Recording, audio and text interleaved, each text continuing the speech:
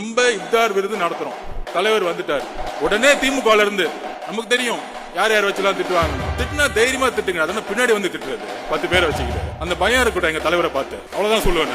ஏற்கனவே ஒருத்தர் திட்டு ஏற்கனவே நம்ம தலைவர் அண்ணாமலை திட்டி 2 நாள் நல்லா வாங்கி கட்டிக்கிட்டாரு. தம்ம எங்க உலகம் முழுச போனை திறந்தா போனை பார்க்கும் போதுதான் திட்டிட்டு இருக்காங்க. அவரை போனை பார்க்கவே முடியல. இதுதான் எங்களுடைய ஐடிவிங்க.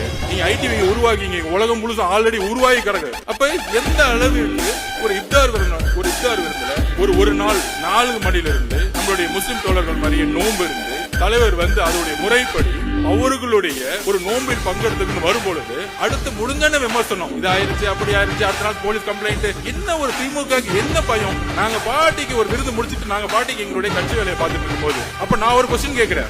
900 நீங்க முஸ்லிம்களுக்கு தோழர்கள்னா 1999 திரு கலைஞர் அவர்கள் பிஜேபி தலைமையிலான கூட்டணியா பங்கெடுத்தார். குறைந்தபட்ச செயல் திட்டம் உருவாக்கணும். இன்றைக்கு பிஜேபியோடைய வளர்ச்சியும் அடித்தளமும் உருவாக்கப்பட்டது 1999 to 2004. அதுல பங்கெடுத்த முக்கியமான பார்ட்னர் டிஎம்கே.